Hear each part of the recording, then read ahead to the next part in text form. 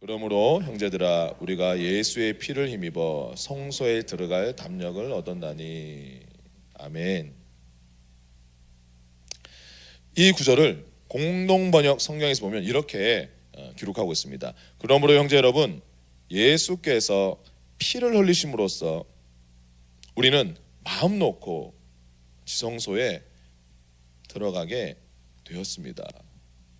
여러분, 마음 놓고 지성소에 들어가게 되었다라는 말이 무슨 의미일까요? 그것은 바로 예수님께서 십자가에서 우리를 위해서 피 흘리시기 전에는 그 누구도 이 지성소에 마음 놓고 들어갈 수가 없었다라는 것을 우리가 알 수가 있습니다. 지성소는 여러분들께서 아시는 것처럼 구약 시대의 성소, 나중에는 성전으로 발달했죠. 자, 바로 하나님께서 이스라엘 백성들이 하나님께 제사드리고 하나님을 만날 수 있었던 유일한 통로인 성소 안에 있었던 가장 지극히 거룩한 장소, 줄여서 지성소라고 우리가 부릅니다. 여러분, 구약 시대 이 지구상에서 가장 거룩한 나라는 어디였을까요? 이스라엘. 오랜만에 반가워요. 네, 이스라엘. 자, 그럼 그 이스라엘 땅에서 가장 거룩한 도시는 어디일까요? 예루살렘이죠. 자, 그럼 예루살렘 그 도시 안에서 가장 거룩한 장소는 어디였을까요? 예루살렘 성전이겠죠. 자, 그러면 그 성전 안에서 가장 거룩한 곳이 어디였다라고요? 지성소. 자, 그 지성소 안에 들어있던 기물 중에 제일 거룩했던 기물이 뭐였습니까? 바로 언약궤입니다. 자, 출애굽기 25장 22절에 보면 하나님은 그 지성소 안에 있는 언약궤 뚜껑 덮개 위에 있는 그 그룹이라는 것은 이렇게 날개를 펴서 이렇게 서로 마주보고 있는 천사를 이제 그룹이라고 하는데, 저기 화면에 보이시죠? 자, 그룹 사이에 하나님께서 쉐키나 영광으로 임하시고 그곳에서 대제사장과 대화하시고 말씀하시고 만나시겠다, 그렇게 말씀하셨습니다. 거기서 내가 너와 만나고 속죄소 위 곧 증거궤 위에 있는 두 그룹 사이에서 내가 이스라엘 자손을 위하여 내게 명령할 모든 일을 내게 이르리라. 자, 이렇게 하나님의 거룩한 임재가 있었던 이 지성소에는 여러분, 이스라엘 백성들 온 국민을 통틀어서 제일 거룩한 사람이 누구라고 여겨졌습니까? 당연히 대제사장이었겠죠. 자, 그런데 이스라엘 그 온 나라에서 가장 거룩하다고 하는 그 대제사장도 이 지성소에 들어가서 하나님의 영광을 마주치면 본인이 죽을 수도 있었기 때문에 항상 그 옷에다가 끈을 묶어서, 방울 달린 끈을 묶어서 방울 소리가 나면 대제사장이 살아있구나, 근데 방울 소리가 안 들리면 하나님의 영광을 맞이하고 죽었구나 해서 사람들이 들어가 시체를 꺼내다가 자기들이 죽기 때문에 밧줄을 끄집어내서 하려고 그렇게 두려운 마음으로 들어갔던 것이 바로 지성소였습니다. 자, 그래서 대제사장들이 1년에 단 한 번 대속죄일에 거룩한 하나님을 지성소에서 만나기 위해서, 근데 자신들의 지은 죄 때문에 하나님의 영광과 마주쳤을 때 죽지 않으려고 뭐 했습니까? 동물의 피를 가지고 들어가야 했습니다. 레위기 16장 14절 이렇게 말씀하고 있습니다. 그는 또 수송아지의 피를 가져다가 손가락으로 속죄소 동쪽에 뿌리고 또 손가락으로 그 피를 속죄소 앞에 7번 뿌릴 것이며. 자, 대제사장은 지성소에 들어갈 때마다 매년 이와 같은 제사를 반복해야 했습니다. 그런데 여러분, 오늘 주제 선고 바로 앞절에 있는 히브리서 10장 18절에 뭐라고 말씀하고 있습니까? 이것들을 사하셨은즉 다시 죄를 위하여 제사 드릴 것이 없느니라. 예수님께서 우리를 위해서 드려주신 그 제사 덕분에 이제는 우리 죄를 위해서는 더 이상 제사를 드릴 필요가 없게 됐습니다. 여러분들이 예수님을 믿었을 때, 여기서 예수를 믿는다는 것은 예수님이 누구이신지를, 그리고 예수님께서 나를 위해서 무슨 일을 하셨는지를 믿는 것을 의미하는 것인데, 즉 그 중에서 가장 기초적인 믿음이 무엇입니까? 예수님께서 하나님의 아들이시다, 예수님께서 하나님의 본체시다라는 것을 우리가 믿는 것이고, 그리고 그분이 십자가에서 우리의 모든 죄, 여러분 여기서 말하는 모든 죄는 진짜 모든 죄입니다. 우리의 과거, 현재, 그리고 미래에 우리가 미래 모든 죄까지 그 모든 죄를 그분이 대신 담당하시고 그 죄에 대한 값을 그분이 대신 심판받으시고 그분의 피값으로 치르셨다는 것을 믿는 것이 예수님을 믿는다는 것입니다. 여러분, 구약시대에는 이 동물의 피를 통해서 일시적인 죄사함을 받았죠. 죄 지은 사람이 자기 양과 염소 가져와서 손 얹고 그 죄가 그 동물에게 전가되고 동물의 율법의 기준으로 통과했더니 의로운 동물의 의가 자기한테 임하면 일시적으로 죄가 덮어졌죠. 그렇기 때문에 구약의 제사는 어떻게 해야 됐습니까? 매번, 매년, 매주, 날마다 죄 지을 때마다 계속 반복해서 제사를 드려야 했습니다. 그런데 동물의 피가 아닌 하나님의 아들 예수님의 피로 드려진 우리의 속죄를 위한 제사는 어떻다고요? 이것들을 사하셨은즉 다시 죄를 위하여 제사 드릴 것이 없느니라. 무슨 말입니까? 저와 여러분들을 위한 예수 그리스도의 속죄 제사는 단 한 번으로 그 효력이 영원하다는 것입니다. 그래서 우리가 어떻게 되었습니까? 예수께서 피를 흘리심으로써 우리는 마음 놓고 지성소에 들어가게 되었습니다. 아멘. 여러분이 이제 그리스도 안에서 마음 놓고 실컷 하나님의 임재 앞에 나가서 마음껏 예배하고 마음껏 기도할 수 있고 언제든지 우리의 삶이 어떤 상관없이 우리는 바로 예수님의 이 완벽한 제사 때문에 하나님 임재 앞에 나갈 수 있게 되었습니다. 여러분, 여러분의 죄가 예수님의 십자가의 공로로 완벽하게 용서되었고 그 죄가 완전하게 제거되었음을 믿을 때 그때 뭐 할 수 있다고요? 바로 새로운 살 길이 그때 열리게 되는 것입니다. 목사님 말씀처럼 우리가 죄인임을 깨닫고 예수님을 나의 구주, 나의 하나님을 영접했을 때 내 모든 죄가 다 사함받았고 제거되었다라고 하는데 그런데 왜 성경에서는 이렇게 말씀하고 있습니까? 요한일서 1장 9절 10절 이렇게 말씀하고 있죠. 만일 우리가 우리 죄를 자백하면 그는 미쁘시고 의로우사 우리 죄를 사하시며 우리를 모든 불의에서 깨끗하게 하실 것이요 만일 우리가 범죄하지 아니하였다면 하나님을 거짓말하는 이로 만드는 것이니 또한 그의 말씀이 우리 속에 있지 아니하리라. 목사님, 분명히 우리는 죄를 자백하고 고백해서 그때 하나님이 죄 사하신다고 했으니까 우리가 날마다 죄를 고백해야 되는 거 아닙니까? 우리가 죄가 없다고 죄가 이제 완전히 씻김 받았다고 하면 그건 하나님을 거짓말하는 일로 만든다고 하는데 목사님 이 구절을 어떻게 하실 겁니까? 라고 물어보면 제가 어떻게 대답할까요? 요한일서의 기록 목적은 두 가지입니다. 첫 번째는 하나님께서 이따가 나중에 뒤에 설명하겠지만 하나님께서 주시는 그 생명, 영생에 대한 확신을 주는 것이 첫 번째 목적이고요. 두 번째 목적은 예수님의 성육신을 부인하는 영지주의 이단을 경계하도록 하는 것이 두 번째 목적입니다. 참고로 영지주의는 어떤 이단이냐면 영과 혼은 선하고 육신과 보이는 물질은 악하다는 극단적인 이원론을 기반으로 어떻게 하나님의 아들이신 그분이 인간의 육신을 입을 수가 있단 말인가? 이 악한 육신을 어떻게 입을 수 있단 말인가? 그 말이 안 된다라고 예수님의 성육신과 그분의 인성을 부인했던 초기 이단이었습니다. 바로 이 요한일서 1장 9절 10절은 이 영지주의자들을 향해서 기록된 말씀입니다.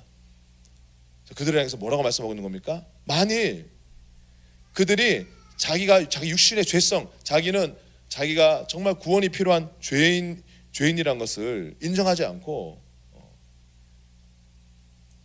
그러면은 하나님은 거짓말만 하는 것이고 대신 내가 죄인임을 깨닫고 나는 구원이 필요하다는 것을 인정하고 그리스도를 구원자로 영접하면 그때 비로소 하나님께서 그들을 모든 불의에서 깨끗하게 하실 것이라고 말씀하고 있는 것입니다. 여러분, 만약에 이 구절을 그렇게 여러분 이 대상자들을 명확하게 여러분들이 이해하지 못하고 이 말씀을 그대로 여러분들 적용해 본다면 한번 여러분 도전해 보시기 바랍니다. 성경에서 지정한 모든 죄를 정결하게 하기 위해서 그 죄 하나하나 다 자백하고 회개하는데 여러분 한번 시도해 보시기 바랍니다. 여러분, 죄를 자백함으로써 용서를 받고자 한다면 우리는 깨어있는 시간 내내 모든 시간에 항상 죄를 자백하며 살아야 되고 아마 그 시간마저도 턱없이 부족할 것입니다. 자, 이 예수님의 십자가 공로가 얼마나 완벽한 것인지 확실하게 쐐기를 박는 구절이 하나 있는데, 제가 여러분 오늘 많은 말씀이지만 고린도후서 5장 21절 같이 한번 읽었으면 좋겠습니다. 자, 시작.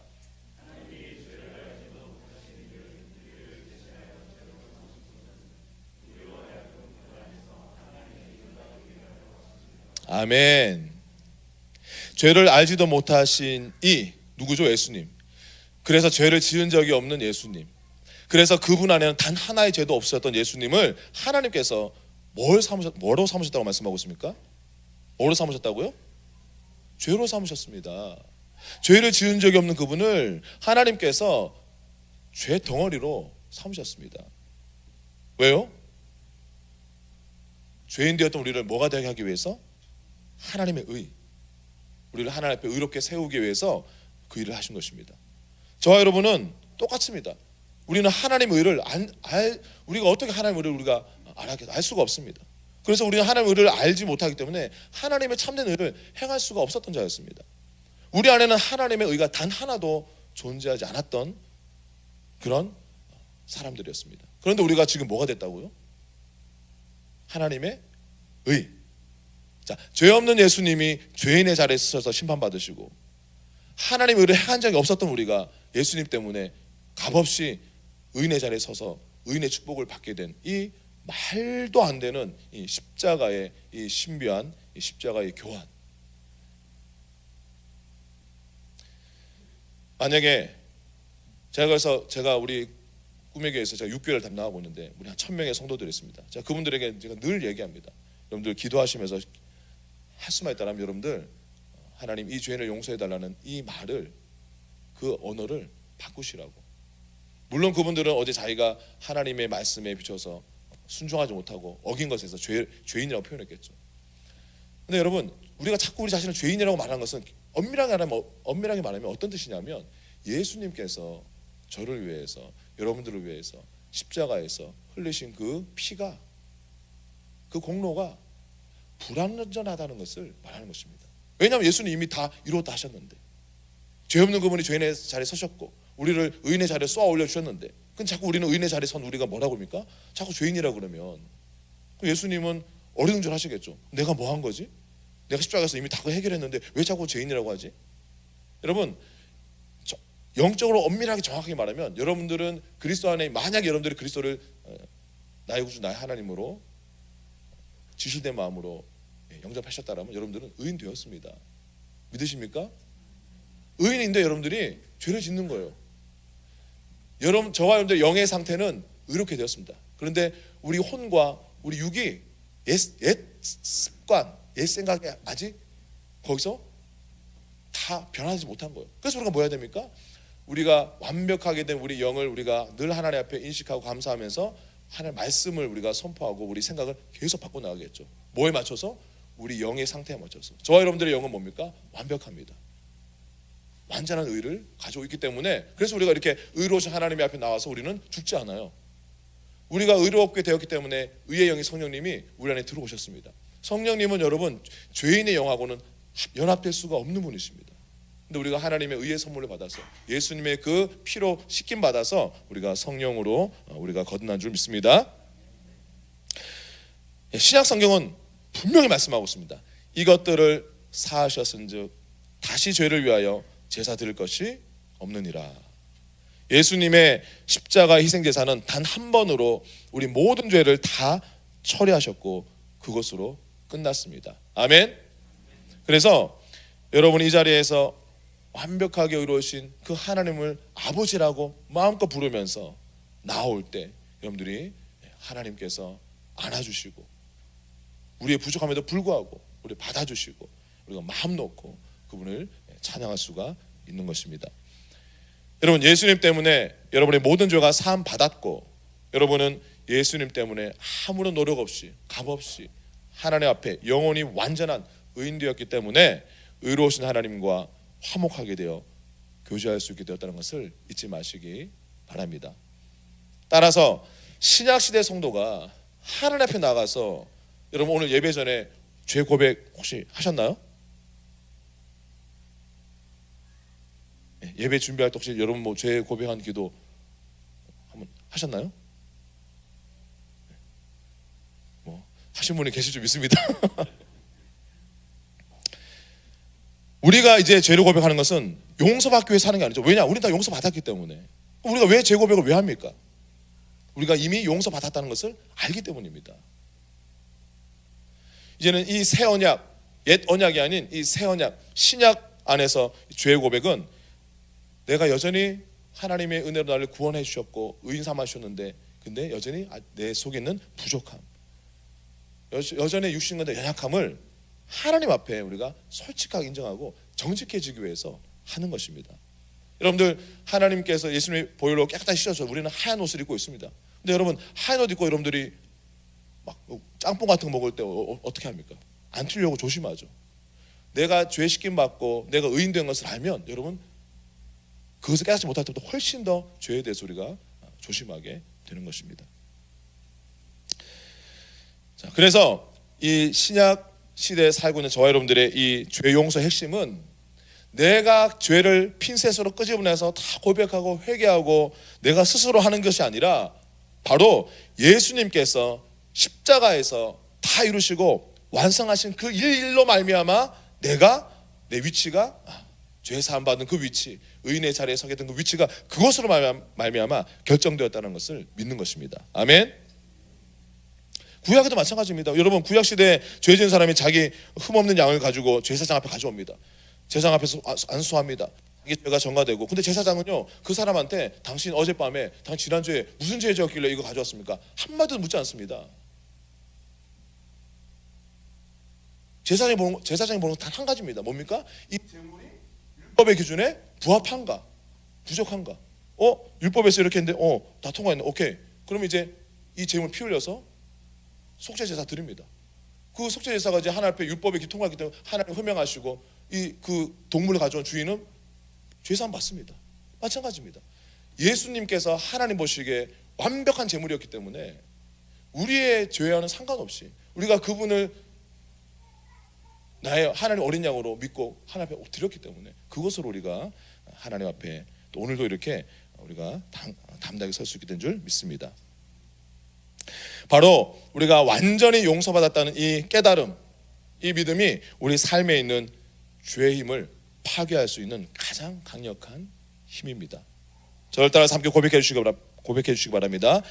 예수님의 피가 내 모든 죄를 깨끗하게 했습니다. 아멘. 나는 그리스도 때문에 하나님 앞에 의인되었습니다. 아멘. 오늘 우리 본문 말씀 첫 번째 구절 10장 19절 히브리서 10장 19절. 그러므로 형제들아 우리가 예수의 피를 힘입어서 성소 안에 들어갈 담력을 얻었나니. 아멘. 자, 이 말씀이 이제 여러분들이 이제 깨달아지시고 믿어지시면 그럼 이제 어디에 들어가 있습니까? 이제 새로운 살길 앞에 우리는 이제 들어오게 되는 것입니다. 우리 20절 말씀 큰 소리 읽겠습니다. 시작.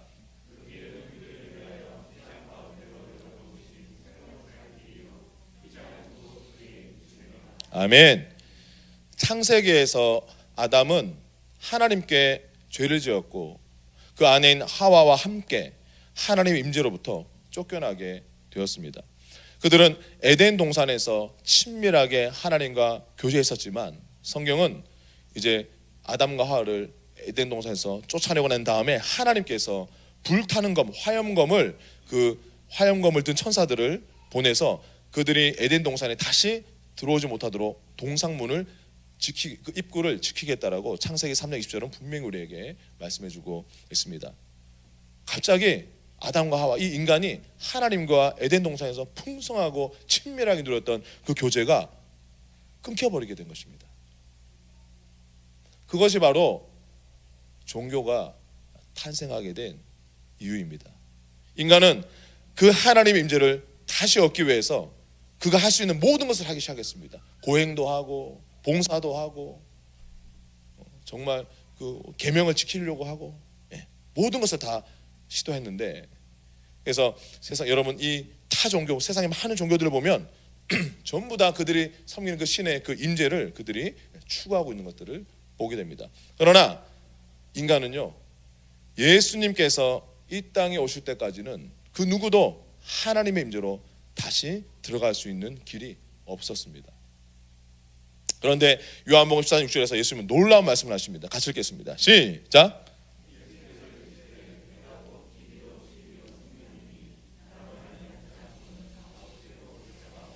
아멘.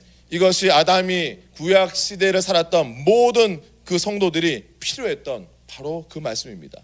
바로 하나님 아버지의 임재로 가는 길, 예수님이 그 길이 되셨습니다. 마태복음 27장의 51절에 보면요, 예수님께서 십자가에서 죽으셨을 때 지성소와 성소를 분류했던 길이 12m, 높이 6m, 10cm 두께의 두꺼운 휘장이 위에서 아래로 둘로 찢겨졌다고 말씀하고 있습니다. 예수님께서 십자가에서 다 이뤘다 말씀하시는 그 순간, 선포하신 그 순간, 다 이뤘다, 테텔레스타이, 내가 모든 값을 지불했다, 입금 완료, 송금 완료, 우리 죄값을 다 그분이 처리하시고 난 다음에 그 두꺼운 휘장이 위로부터 아래까지 쫙 찢어져서 지성소가 열렸습니다. 예수께서 큰 소리를 지르시고 숨지시니라. 이에 성소휘장이 위로부터 아래까지 찢어져 둘이 되니라. 아멘.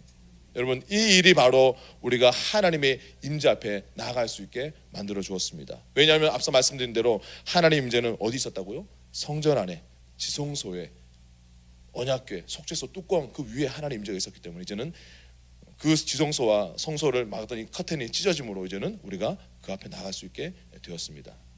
그런데 히브리서 기자는요, 바로 그 휘장은 다름 아닌 예수님의 육신이었다라고 우리에게 영적으로 풀어주고 있습니다. 즉 예수님께서 십자가에서 우리 죄를 담당하시고 그분의 몸이 찢기심으로 우리 죄에 대한 심판을 그분이 대신 받으셨기 때문에 하나님께서 우리가 하나님께 나아가지 못하게 했던 그 우리의 죄 문제를 그것으로 완전히 하나님께서 해결하시고 이제는 휘장도 우리와 하나님 아버지를 분리하는 그 어떤 것도 다 없어지게 하셨습니다. 아멘. 이제 우리는 길이요 진리요 생명이신 예수님 덕분에 하나님의 임재 안에 살게 되었습니다. 할렐루야. 그런데 하나님 임재에 대해서 시편 16편 11절 이렇게 말씀하고 있습니다. 같이 읽겠습니다. 시작. 주께서 생명의 길을 내게 보이시리니 주의 앞에는 충만한 기쁨이 있고 주의 오른쪽에는 영원한 즐거움이 있나이다. 아멘. 주의 앞에는, 하나님 앞에는, 그분의 임재 안에서는 뭐가 충만하다고요? 기쁨이 충만하고 영원한 즐거움이 있습니다. 아멘. 때문에 예수님을 믿음으로 예수님이 내 안에, 내가 그분 안에 있는 저와 여러분은 더 이상 죄와 실패와 어둠 안에 빠져 있을 필요가 없습니다. 여러분, 우리는 더 이상 길을 찾을 필요가 없습니다. 예수님께서 길이십니다. 아멘. 우리가 해야 할 유일한 일은 예수님께서 우리로 하여금 하나님의 임재 안에서 영원한 즐거움, 영원한 기쁨, 한마디로 말해서 영원히 신나는 삶을 살도록 새로운 살 길을 열어놓으셨다는 것을 믿고 고백하는 것입니다. 아멘. 예수님을 믿어 성령으로 거듭났다는 것이 바로 그런 의미입니다. 내가 영원한 기쁨과 영원한 영광과 즐거움 안에서 살 수 있도록 하나님의 임재 안에서 내가 다시 태어났다는 것이 바로 성령으로 거듭났다라는 말의 의미인 것입니다. 영어 성경 번역본 중에 NLT, New Living Translation 영어 성경에 보게 되면 이 새로운 살 길을 A New and Life-Giving Way, 새롭고 Life-Giving, 생명을 주는 길로 번역하고 있습니다. 여러분, 하나님께서 주시는 생명을 받는 길입니다. 여러분은 그 하나님의 생명을 받으셨습니까? 오늘 저의 1차적인 목표가 여러분들의 구원관, 즉 구원의 확신을 갖게 하는 것이라고 말씀드렸었는데, 한번 조용히 눈을 감으시고, 눈을 다 감아주시기 바랍니다. 눈 뜨지 마시고 조용하게, 나는 오늘 하나님 나를 부르신다 할지라도 나는 영원한 하나님 나라에 들어갈 것을 믿습니다. 나는 구원의 확신이 있습니다. 나는 하나님의 생명을, 영생을 소유하고 있습니다. 자, 이렇게 담대하게 고백하시는 분들은 한번 조용히 눈 감은 채로 한번 조용히 한번 손을 들어주시기 바랍니다. 하나, 둘, 셋. 네, 감사합니다. 손 내려주시고요. 감사합니다. 네, 감사합니다. 또 솔직하게 말씀해 주셔서 감사합니다. 구원의 확신을 위한 첫 번째 믿음이 예수님의 피로. 왜냐하면 우리는 천국에 들어갈 때 단 하나의 죄가 있어도 들어갈 수가 없기 때문에 예수님의 그 피로 나의 과거, 현재, 미래 모든 죄가 완벽하게 사함 받았다는 것을 믿는 믿음이라고 말씀드렸습니다. 그리고 구원의 확신을 위한 나머지 믿음이 뭐냐면 바로 내가 하나님의 생명인 영생을 소유하고 있다는 것을 깨닫는 것입니다. 여러분, 예수님께서 이 땅에 오신 이유가 무엇일까요?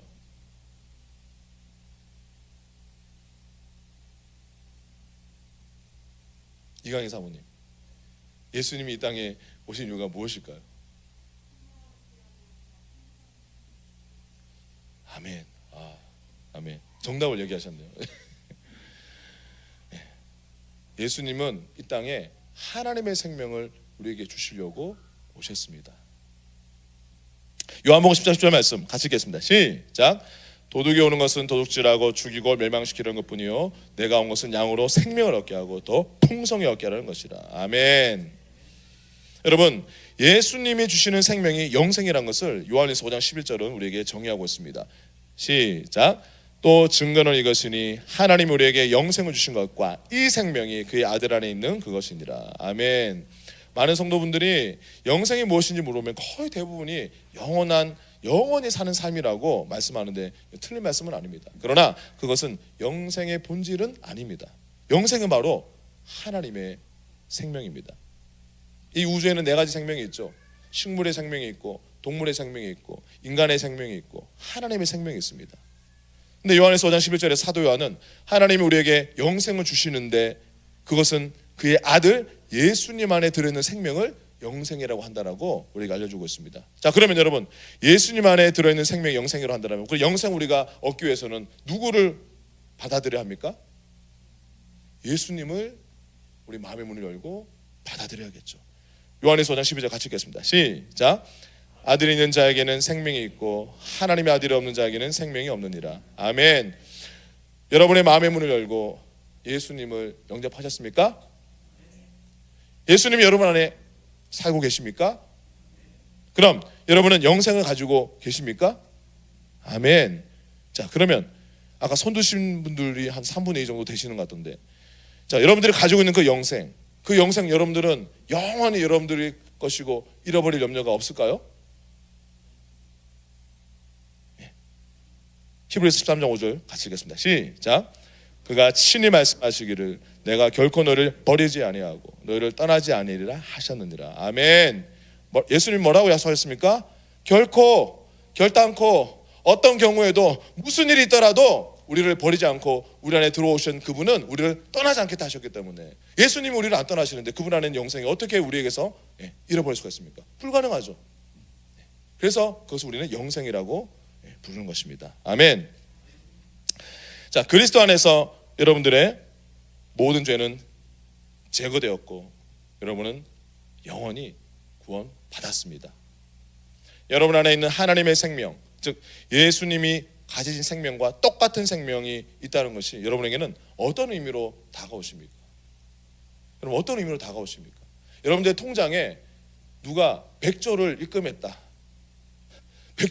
100조를 입금했다. 여러분들 그 사실을 확인한 순간 여러분들은 그것이 여러분들 인생에 어떤 의미를 가져다 줍니까?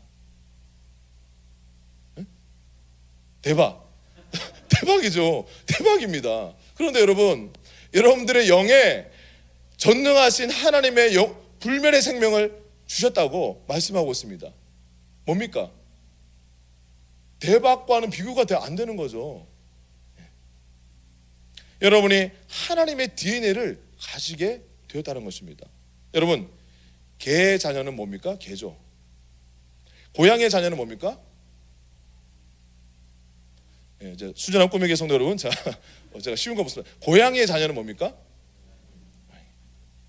사자의 자녀는 뭡니까? 사자. 인간의 자녀는 뭡니까? 하나님의 자녀는 뭘까요? 뭐라고요? 제가 어려운 거 물었나요? 개, 강아지, 사람, 사자. 하나님의 자녀는 뭐라고요? 하나님. 저와 여러분이 하나님과 같은 부류의 존재가 되었다라는 이 엄청난 사실을 오늘 이 시간 이후로 절대로 잊지 마시기 바랍니다. 아멘. 자, 그래서 거기에 대한 말씀만 쭉 읽고 오늘 설교 마치겠습니다. 자, 요한복음 1장 1절 시작.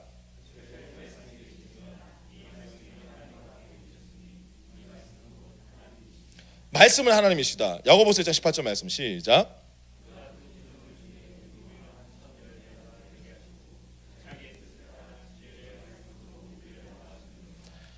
말씀이 하나님이신데 우리가 어떻게 됐다고요? 말씀으로 우리는 태어났다. 하나님의 말씀으로 우리를 낳으셨다. 자, 요한복음 10장 35절 시작.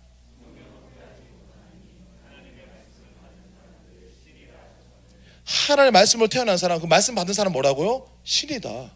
신이라고 말씀하고 있습니다. 고린도전서 1장 30절 시작. 우리는 누구로부터 태어났다고요? 하나님으로부터 태어난 하나님의 자녀가 되었습니다. 요한에서 37절 말씀 시작. 하나님의 생명을 가졌기 때문에, 예수님의 생명을 가졌기 때문에 그분 예수님께서 이 땅에서 사셨던 것처럼 주께서 그러하신 것 같이 우리도 이제는 천국에서 이 세상에서 우리도 예수님처럼 살아갈 수 있다라고 말씀하고 있습니다. 단적인 예로 마가복음 16장 말씀 같이 읽겠습니다. 시작.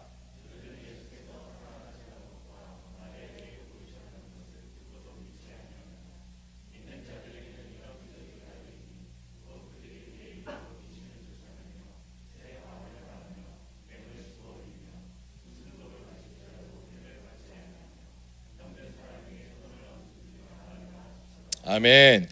예수께서 살아나셨다. 예수님의 부활을 믿는 사람들은 그 삶 가운데 어떤 것들이 상식이 된다고요? 예수 이름으로 귀신을 쫓을 수 있고, 방언으로 말하고 방언으로 기도할 수 있고, 뱀을 집어올릴 수 있고, 어둠의 원소리가 뱀과 어둠의 원소리가 정복할 수 있고, 우리는 어떤 세균이나 병균이나 독에도 우리는 해를 받지 않을 수 있고, 그리고 우리가 내 자신과 또 다른 사람을 향해서 예수님으로 손놓고 기도하면 어떻게 된다고요? 그들이 치유받을 것이다. 왜냐? 우리는 하나님의 생명이 있기 때문에, 예수님의 생명이 있기 때문에 내가 손대고 기도하면 누가 손대고 기도하는 겁니까? 예수님이 기도하고 하나님이 손대고 기도하는 것입니다. 아멘. 마지막 한 가지만 나누고 말씀 마치겠습니다. 여러분, 성소의 휘장이 찢어졌을 때 일어난 일이 한 가지 더 있습니다. 그 두꺼운 휘장이 위로부터 아래까지 찢어져서 성소가 열렸을 때, 아까 그 지성소 안에 뭐가 있다 그랬죠? 하나님의 임재가 있다 그랬죠. 그 하나님의 임재가 그 커튼이 찢어지는 순간 이제 그곳을 떠나서 나가시게 되셨습니다. 그리고 예수님이 십자가에서 죽으신 후 3일 후에 예수님께서 부활하시고 40일 동안 이 땅에 더 계시다가 승천하시고 하늘 올라가시고 난 다음에 10일 후에 오순절 성령 강림 사건이 있었는데, 바로 그때 그 지성소를 빠져나갔던 하나님의 임재가 이제는 성령을 통해서 이 땅에 돌아오게 되었습니다. 그때 비로소 뭐가 탄생했다고요? 하나님의 교회가 탄생했습니다. 덕분에 예수 믿는 모든 제자들의 그 영에도 성령이 부어져 가지고 이제는 순전한 꿈과 같은 이 공동체만 교회가 아니라 저와 여러분 한 사람 한 사람 뭐가 됐다고요? 교회가 되었습니다. 하나님의 성전이 되었습니다. 고린도전서 3장 16절 말씀 시작.